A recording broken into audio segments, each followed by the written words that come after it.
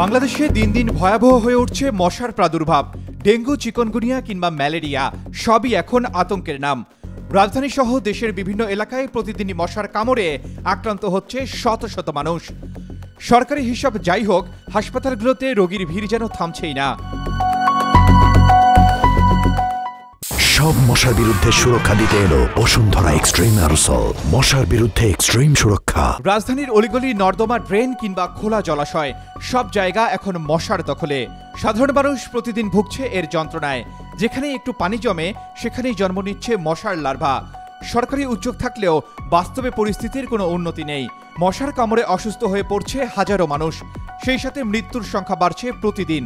আর বর্ষাকাল আসলেই এই মশাবাহিত রোগগুলো আরও প্রকোপাকার ধারণ করে, এমনটাই মনে করেন জনস্বাস্থ্য বিশেষজ্ঞ ডাক্তার আয়েশা আক্তার।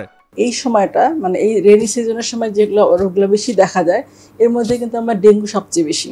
কারণ ডেঙ্গু তো অন্য সময় তো হচ্ছে মাসে, কিন্তু এই সময়টা কিন্তু আগস্ট, সেপ্টেম্বর, অক্টোবরে কিন্তু ডেঙ্গু প্রাদুর্ভাব বেশি দেখা যায়। কারণ বর্ষা মৌসুমে তো বৃষ্টি হচ্ছে, থেমে থেমে পানিটা জমা থাকে, যার জন্য ডেঙ্গু যে এডিস মশা যে হচ্ছে সেটা চিকনগুনিয়া কিন্তু হচ্ছে। ডেঙ্গু হচ্ছে, চিকনগুনিয়া, জিকা, তিনটা ভাইরাস কিন্তু ডেঙ্গু দিয়ে হচ্ছে। ডেঙ্গুতে আক্রান্ত হয়ে প্রতিদিনই হাসপাতালে ভর্তি হচ্ছে অসংখ্য রোগী। অনেকে মারা যাচ্ছেন সময় মতো চিকিৎসা না পেয়ে। ডাক্তার আয়েশা আক্তারের মতে, পরিবেশ দূষণ ও মানুষের অবহেলার কারণেই মশাবাহিত রোগগুলো দিন দিন ভয়াবহ আকার ধারণ করছে। সেই সাথে পরিবর্তন হচ্ছে রোগের লক্ষণগুলো। ডেঙ্গু নিয়ে যদি বলি, যে আগে যেটা ছিল ডেঙ্গুর ক্ষেত্রে ক্লাসিক্যাল ফিভার ছিল হাই, মানে 102, 3, 4 পর্যন্ত জ্বর আসতো এবং প্রচণ্ড হলো যে ঘাড়ে ব্যথা বা মানে হাড় ভাঙ্গা যে ব্যথাটা ছিল বা চোখে খুব ব্যথা করতো, সেগুলো কিন্তু অনেকটা এখন কিন্তু নাই উপসর্গগুলো। কারণ একটা ভাইরাস যখন অনেক দিন দীর্ঘদিন থাকে একটা এলাকায়, তখন কিন্তু তার চেঞ্জ হয়ে যায় মিউটেশনের ফলে, যার জন্য এখন কিন্তু উপসর্গ অনেকটা কম থাকে। অনেক হয়তো জ্বরও থাকে না, কাশি দিয়ে শুরু হচ্ছে বা হয়তো পাতলা পায়খানা দিয়ে শুরু হচ্ছে, যার ফলে মানুষ কিন্তু বুঝতে পারছে না আসলে কী হচ্ছে। বিভিন্ন ভাইরাস কিন্তু পুরো পৃথিবীতে ঘুরছে, কখন কোন ভাইরাসটা আক্রমণ করে সেটা কিন্তু কেউ বলতে পারছে না। এই জন্য কিন্তু মানুষের অনেকটা দায়ী, কারণ আমাদের দৈনন্দিন জীবনযাত্রায় কিন্তু অনেক কিছু দেখা যাচ্ছে চেঞ্জ আনতে হবে। লাইফস্টাইল বা খাদ্যাভ্যাস থেকে শুরু করে বা গাছ লাগানো সব কিছু কিন্তু আমাদের একটা নিজস্ব মধ্যে আনতে হবে, যে ভালো থাকতে হবে। তার জন্য আমরা বাইরে যে ময়লা ফেলছি, যেখানে সেখানে থুতু ফেলছি, এগুলো কিন্তু বিপর্যয় একটা কারণ। তো সব কিছু যদি বলি যে মিলে আসলে মানুষের দরকার সচেতন হওয়া এবং স্বাস্থ্য বিষয়ে সচেতন হওয়ার সাথে হলো যে ভালো থাকা, যে সেটাকে অবশ্যই চোখ কান্না খোলা রাখা উচিত।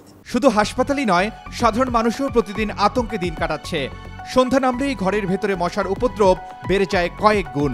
রাজধানীর বিভিন্ন হাসপাতাল ঘুরে দেখা যায় প্রতিটি ওয়ার্ডেই এখন ডেঙ্গু রোগীর ভিড়। অনেকে রক্তশূন্যতায় ভুগছেন, শিশু ও বৃদ্ধরা পড়ছেন মারাত্মক ঝুঁকিতে।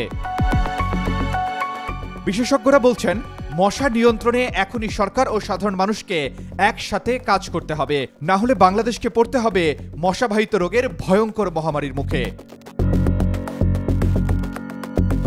মশা এখন শুধু একটি বিরক্তিকর প্রাণী নয়, বরং জনস্বাস্থ্যের জন্য মারাত্মক হুমকি।